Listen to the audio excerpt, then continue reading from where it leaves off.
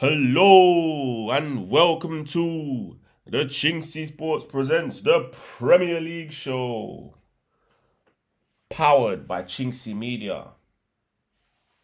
We are back again later than usual for episode 33 for our third podcast in 8 days, making that 1 hour and a half's worth of great football analysis, which can be heard on all digital streaming platforms such as Spotify and Apple Podcasts, to name but a few. But without any further ado, we go straight into the first midweek result of the week, which was at St James's Park in the game between Newcastle United and Everton, which ended 1 apiece. It took an 88th minute penalty from Everton striker Dominic Calvert-Lewin, who netted his first goal in 23 games, cancelling out Alexander Ishak's 15th minute opener for Newcastle, as the Swede struck his 15th Premier League goal of the season to deny the Magpies their third home win on the spin.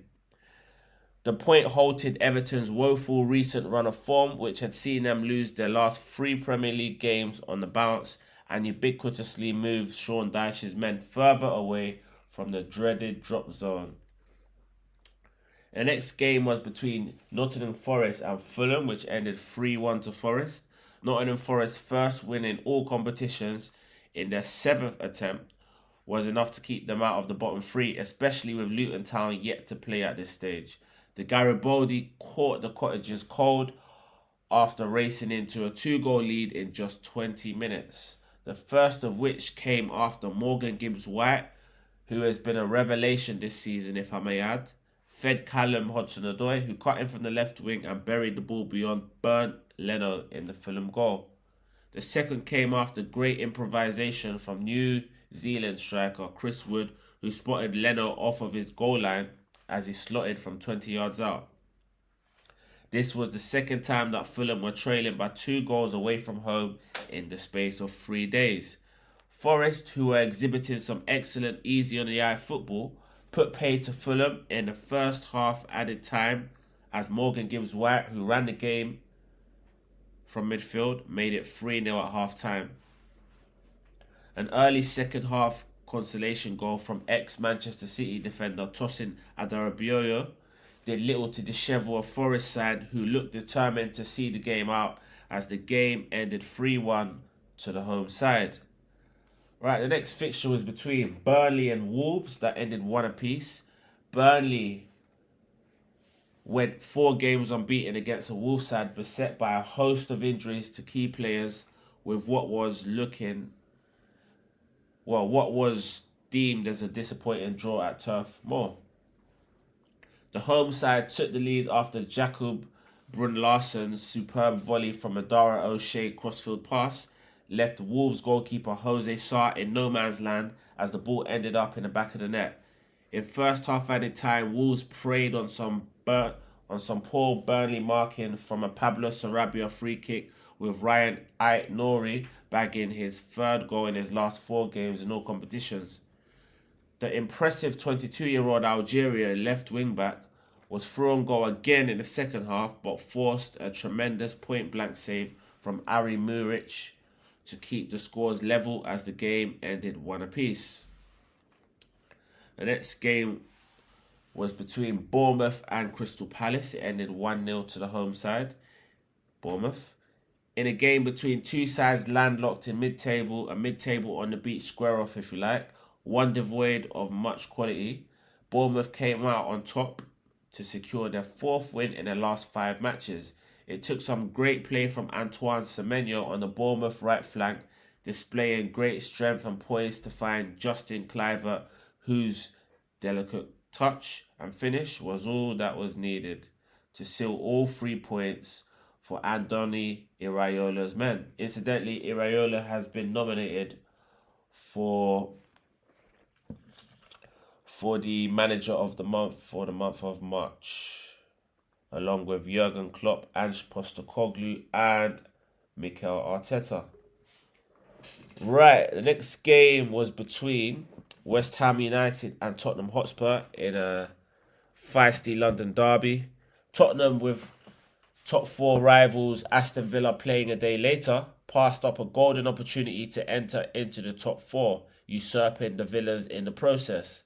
As Ange Postecoglou's side struggled to break down a resolute low block, which also proved to be their undoing in the corresponding fixture earlier on in the season.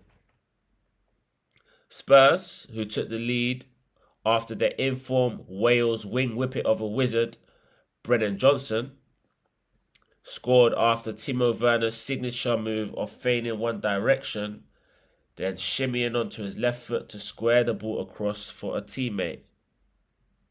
That left Brennan Johnson with the easiest of finishes.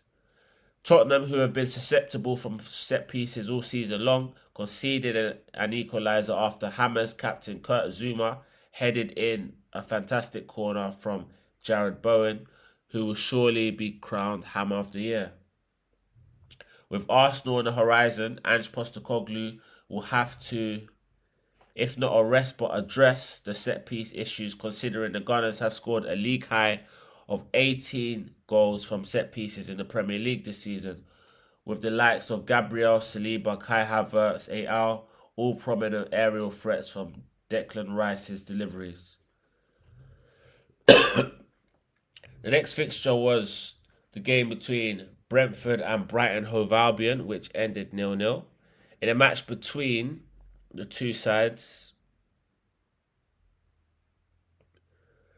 Brighton Hove Albion and the Bees, or should I say the Bees v the Seagulls, ended in a 0-0 stalemate as both sides toiled in front of goal and played out a goalless 0-0 draw.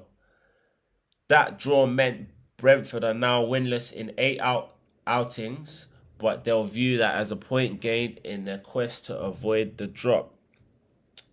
Right, Wednesday's fixture between Arsenal and Luton Town ended 2-0 to the Gunners. A routine Arsenal victory ensured Mikel Arteta's men returned to the top of the table, albeit for 24 hours.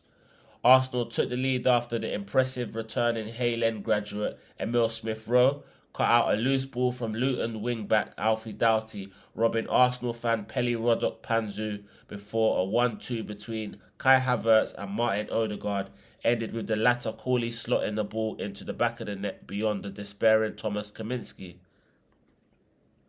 Furthermore, a cutback from the aforementioned Smith-Rowe, who capped off a man-of-the-match display with a cutback from the left byline towards Reece Nelson, another player making a rare start, in what was a much-changed Arsenal starting 11, forced Japanese defender Daiki Hashioka to steer into his own goal as the match ended 2-0 to the Gunners. The next game was also on Wednesday between Manchester City and Aston Villa, ended 4-1 to the Citizens. A fabulous and thrilling hat-trick from Phil Foden, who has probably been the player of the season in the Premier League this season, ensured that Manchester City returned to winning ways in their pursuit for a fourth successive Premier League title in their assault for a second successive treble-winning season. After Rodri's opener was cancelled out by young Villa teenager John Duran, the Phil Foden show began. Firstly, the England international, seen as many as a generational talent, stepped up to score a sensational free kick in first half stoppage time before he added another 2 second half goals for his 20th and 21st goals respectively in the season. The second of which was a stunning strike worthy of winning most goal of the month contests as City closed the gap on the title rivals Arsenal and Liverpool. Speaking of Liverpool, their game between Sheffield United and Liverpool ended 3-1 to the home side Liverpool. Liverpool, who were made to work for their victory against the league's bottom side, took the lead after Ivro Gribic's clearance hit Uruguayan striker Darwin Núñez, who had closed him down and the ball ended in the back of the net. Sheffield United grabbed an unexpected, unlikely equaliser after a carefully caressed cross from James McAtee was headed into Conor Bradley by Gustavo Hammers just before the hour mark, as the Blades threatened to curtail the Anfield table-topping party. However, With over half an hour to play, there was more than enough time for Liverpool to score, and they did just that after Alexis McAllister's come off the hour, come off the man moment came. After a rocket-like shot that Ronnie O'Sullivan would have been proud of, headed straight into the top corner. The Argentine went close again with a fantastic effort from a free kick, which hit the crossbar this time. As Sheffield United pushed for an equaliser, Dutch substitute Cody Gakpo, who hasn't had the best of seasons so far, headed home an Andy Robertson cross to secure the 3 points for Jurgen Klopp's men and ensure the Reds were on course for the title, provided they won the rest of their remaining fixtures.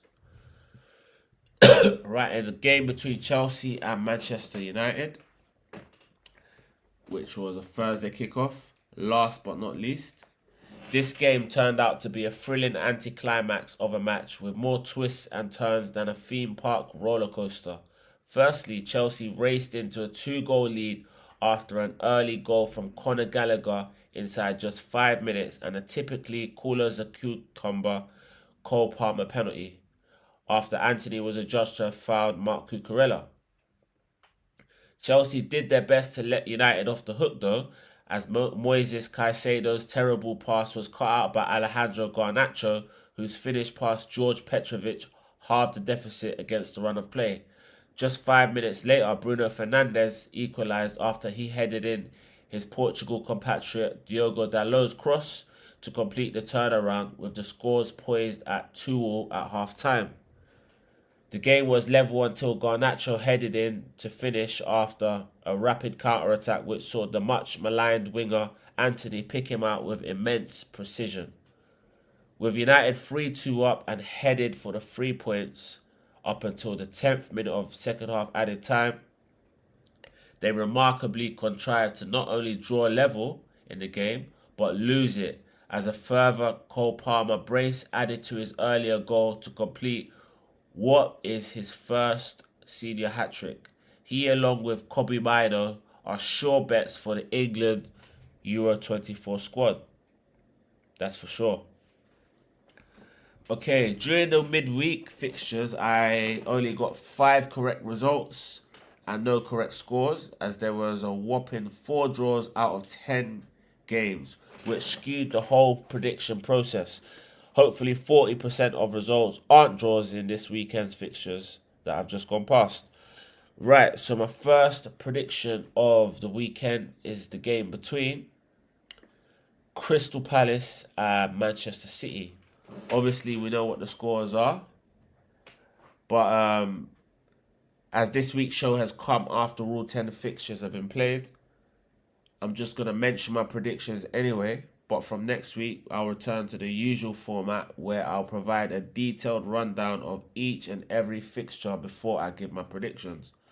So, the Crystal Palace and Manchester City game, I went for a 3-0 Manchester City win. The game between Wolverhampton Wanderers and West Ham United, I went for a 2-1 win to Wolves. The game between Everton and Burnley, I went for a 1-0 win to Everton. The game between Aston Villa and Brentford, I went for a 3-1 win to Aston Villa. The game between Fulham and Newcastle United, I went for a 2-2 draw. The game between Luton Town and Bournemouth, I went for a 3-1 win to Bournemouth.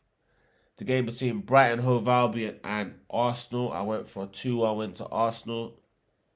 The game between Manchester United and Liverpool, I went for a 2-1 win to Liverpool. The game between Sheffield United and Chelsea, I went for a 2-1 win to Chelsea. And the game between Tottenham Hotspur and Nottingham Forest, I went for a 3-1 win to Tottenham Hotspur. Right, that was a quicker show than usual. The last of 3 podcasts in 8 days. Been a hectic week. However, next week we'll be back to the usual format where I can, like I mentioned already, go through the predictions in a more thorough and intricate depth. However, in the meantime, don't forget to like, comment, share and subscribe. And we'll be back again next weekend. Bow!